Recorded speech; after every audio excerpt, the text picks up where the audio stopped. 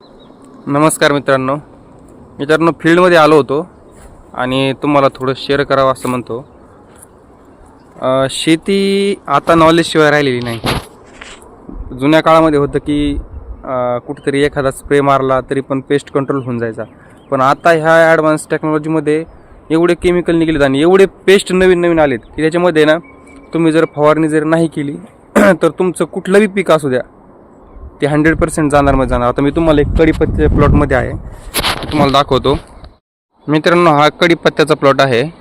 जवळपास अर्धा एकरचा प्लॉट आहे. पूर्ण प्लॉट गेलेला आहे मित्रांनो, पूर्ण प्लॉट गेलेला आहे. कशामुळे? याच्यावर एक सिट्रस सायला म्हणून एक पेस्ट आहे, त्यामुळे गेलेला आहे. मी तुम्हाला तो लाईव्ह पेस्ट दाखवतो.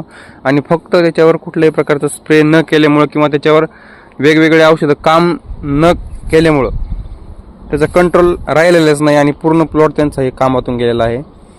हे ह्याच्यावर हे बा, ह्या अशा प्रकारचे एक माव्यासारखा पेस्ट आहे. आपण इथं किती की पूर्ण अशी झाडं जळून गेली. आता हे बघा, तुम्हाला मी लाईव्ह पॉप्युलेशन दाखवतो. हे जे पांढऱ्या कलरचं आणि पिवळ्या कलरचे दिसत ना, ते पिवळ्या कलरचे जे आहेत ते तो पेस्ट आहे, त्याचे निंप आहेत सिट्रस सायलिडचे. आणि जे व्हाईट कलरचं ते त्याचं सिक्रेशन आहे, मेणासारखं सिक्रेशन आहे ते. मी त्याची विष्ठा म्हणू शकतो आपण. पहा, खूप मोठ्या प्रमाणात आहे ना याच्यावर अटॅक आहे, खूप मोठ्या प्रमाणात. त्यामुळे सांगतो मित्रांनो, तुम्ही नोकरी करत असाल किंवा तुम्ही शेती करत असाल आणि तर शेतीचं नॉलेज ठेवणं खूप महत्त्वाचं आहे.